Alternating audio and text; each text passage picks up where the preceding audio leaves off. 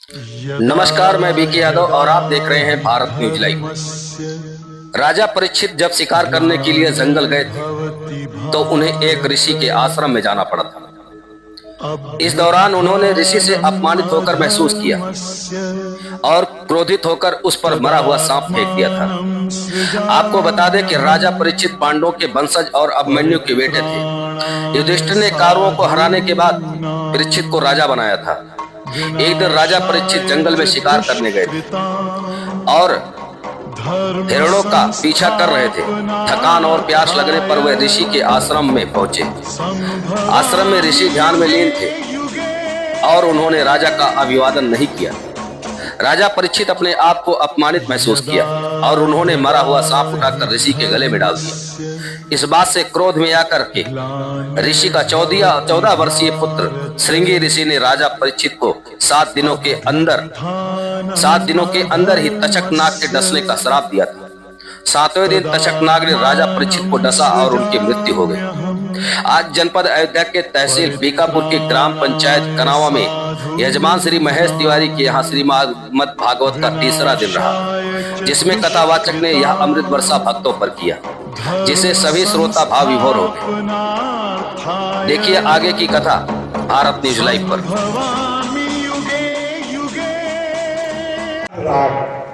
अनुराग माने प्रेम, अनुराग माने प्रेम, और राग शब्द के आगे 20 उपसर्ग लगा दो तो सब बन जाएगा विराग। मूल शब्द है राग। राग माने होता है आसक्ति। देखिए राग का रंग लाल होता है, राग का रंग लाल होता है, प्रेम में माधुर्य होता है, प्रेम में माधुर्य होता है।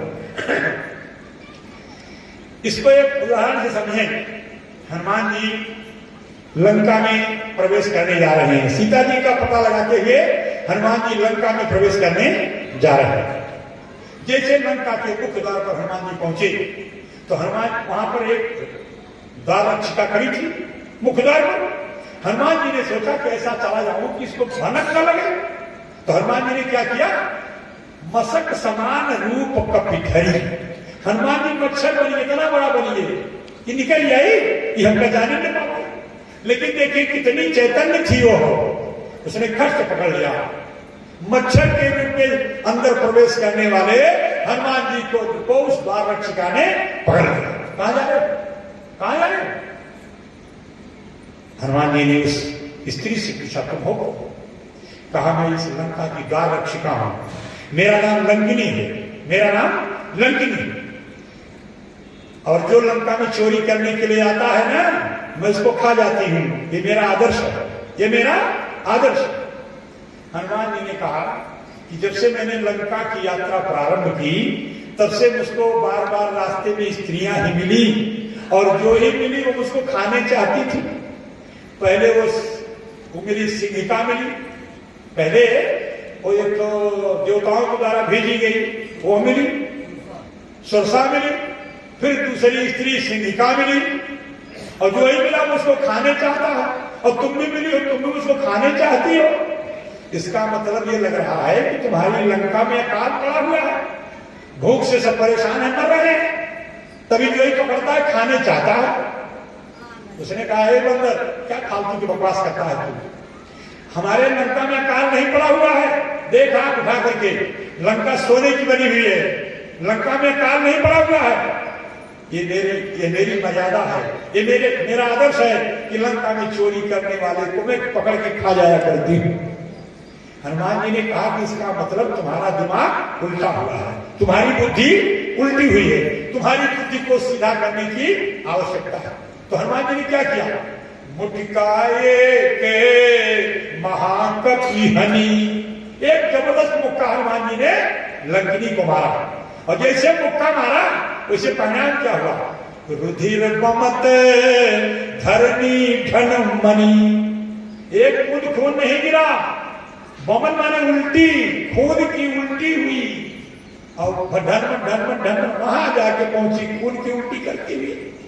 फिर किसी प्रकार से संभाल के उठी, अपने मुंह को पोंछा, तब हनुमान जी से क्या कह रही है, ताप स्वर्ग अपवर्ग सुख धैर्य तुलाइक अंग। एक ये उसी लंकिनी के बात है, तात स्वर्ग अपवर्ग सुख धरिय तुलाइक अंग अतुलिनता ही सकल मिली जो सुख लो सत्संग। अच्छा भाई देखिए, विचार कीजिए, हनुमान जी ने कौन सा सत्संग किया? मुक्का मारना तो सत्संग की कोई विधा है नहीं। हनुमान जी ने कोई प्रवचन नहीं किया, कोई कथा नहीं सुनाई। क्या किया? मुक्का मारा, मुक्का मारा। लेकिन देखिए मुक्के का परिणाम क्या हुआ? रुधिर वमत, खून की उल्टी हुई। थोड़ा खून नहीं गिरा, पूरा खून उसका निकल गया। देखिए मैंने भी कहा था कि प्रेम में माधुर्य होता है, राग का रंग लाल होता है। उसके मुंह से खून की उल्टी हुई। जब सारा खून, सारा राग, सारी आसक्ति बह गई तो निष्कल्मश हो गई, निष्कल्मश हो गई। तब वो बोल रही है कि तात स्वर्ग अपवर्ग सुख धरी तुला इक अंग अतुलिनता ही सकल मिल जो सुख लो सत्संग। हनुमान जी को एक मंत्र भी दिया उसने। क्या कहा? प्रविशि नगर कीजिए सब काजा, प्रविशि नगर कीजिए सब काजा और हृदय राखी कौशलपुर राजा। भगवान को अपने चित्त में रख करके तुम भगवान का काम करने के लिए लंका में बेखटके प्रवेश करो, ये मंत्र दिया। उसकी आसक्ति गायब हो गई, उसके मन का कलवश गायब हो गया, वो निष्कलवश हो गई। यानी साधना के क्षेत्र में चलना चाहते हो तो तीसरी क्रिया है राग का त्याग करो, आसक्ति का त्याग करो। ये मैं है, मेरा है, ये जो बनाया है ये मेरा बनाया हुआ है।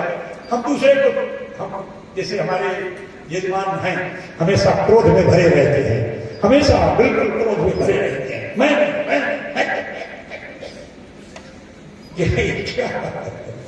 ये क्या है? आसक्ति है, आसक्ति है। धीरे धीरे आसक्ति का त्याग करो।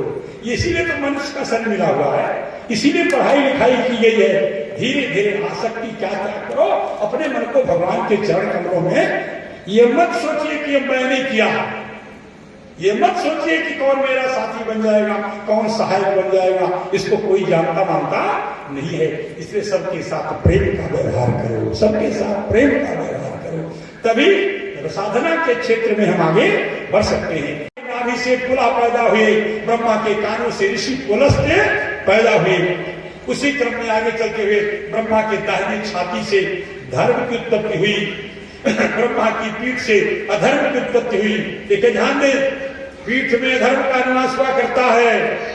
इसलिए हम लोग किसी अधिकारी के पास जाते हैं, किसी साधु बाबा के पास जाते हैं तो सामने से प्रश्न करते हैं, पीठ पीछे से कोई प्रश्न नहीं करता, क्योंकि पीठ में धर्म का निवास हुआ करता है। ब्रह्मा की पीठ से धर्म की उत्पत्ति हुई, ब्रह्मा की दाहिनी छाती से धर्म की उत्पत्ति हुई, ब्रह्मा के निचले ओर से लोभ पैदा हुआ, ब्रह्मा के भावों से क्रोध पैदा हुआ। और उसी क्रम में आगे बढ़ते बढ़ते ब्रह्मा की छाया से, परछाई से ऋषि कर्दम पैदा हुए, जिनका विवाह आगे चल करके महाराज मन की मझली कन्या देवी देवहूति से हुआ, जिनके खानदान में आगे चल करके कपिल भगवान का अवतार हुआ। उसी क्रम में आगे चलते हुए ब्रह्मा की वाणी से वाणी के अधिष्ठात्री देवी सरस्वती प्रकट हुई। ध्यान दीजिए, जैसे सरस्वती का प्राकट्य हुआ वैसे ब्रह्मा जी सरस्वती के सौंदर्य को एक टक निहारने लगे। ब्रह्मा का मन सरस्वती के सौंदर्य में अटक गया। एक क्षण बीता, भी क्षण बीता, 3 क्षण बीता। जो भी ब्रह्मा के मानस पुत्र पैदा हुए थे, मरीचि, अत्रि, अंगिरा, पुलस्त्य, पुलहत्या, उन्होंने जब अपने पिता की इसी मनस्थिति को देखी तो मरीचि इत्यादि से बोल दिया, हे पिताजी, ये क्या सोच रहे हैं आप, क्या सोच रहे हैं आप? आज के पहले काल में कोई ब्रह्मा हुआ रहा होगा तो उसके मन में ऐसा चिंतन नहीं आया होगा, और आज के बाद के कल में कोई ब्रह्मा पैदा होगा तब भी उसके मन में ऐसा चिंतन नहीं आएगा जैसा इस समय आपके मन में सरस्वती के प्रति आ रहा है। सरस्वती आपकी वाणी से पैदा हुई है, आपकी पुत्री के समान है। किसी पिता का अपने पुत्री के सौंदर्य का चिंतन नहीं करना चाहिए। किसी पिता को अपनी पुत्री के सौंदर्य का चिंतन नहीं करना चाहिए। क्या सोच रहे हैं आप? जैसे पुत्रों ने टोका वैसे ब्रह्मा अवाक हो गए कि मेरे पुत्र जो भी अभी पैदा हुए मुझसे कितने आगे निकल गए कि मेरे मन के भाव को मेरे पुत्रों ने पकड़ लिया, मेरे मन के चिंतन को मेरे पुत्रों ने पकड़ लिया। ब्रह्मा को बड़ी मानसिक ग्लानि हुई बड़ी मानसिक वेदना हुई। ब्रह्मा सोचने लगे, जिस शरीर से इतना गलत चिंतन हुआ, अब उस शरीर को मैं एक क्षण भी रख नहीं पाऊंगा। ब्रह्मा ने उस शरीर का त्याग कर दिया। वही ब्रह्मा के मन का एक क्षण का जो विकार था, ब्रह्मा के मन का एक क्षण का जो विकार था, वही दिशाओं में कोहरे के रूप में पैदा हुआ। सायंकाल की बेला में दूर क्षितिज में जहां धरती आसमान मिलते से दिखाई पड़ते हैं, एक हल्की धुएं की रेखा से दिखाई, कोहरे की रेखा दिखाई पड़ती है। यही ब्रह्मा के एक क्षण का विकार है जो दिशाओं में कोहरे के रूप में पैदा हुआ। कथा पर ध्यान दें। आजकल तो 5-5 दिन 10-10 दिन आकाश मंडल में कोहरा छाया रहता है। इसका भौगोलिक कारण जो भी हो, इसका पर्यावरण का, वातावरण का, ऋतु परिवर्तन का जो भी कारण हो, लेकिन कथा क्या कह रही है? ब्रह्मा के एक क्षण का विकार, दिशाओं में कोहरा हुआ। इसका मतलब क्या है कि हम लोगों की सोच, हम लोगों का चिंतन कितने निचले स्तर का हो गया है कि आकाश मंडल में, पर्यावरण में 10-10 दिन तक कोहरा छाया रहता है। ब्रह्मा को बहुत लज्जा आई। ब्रह्मा ने शरीर का त्याग कर दिया।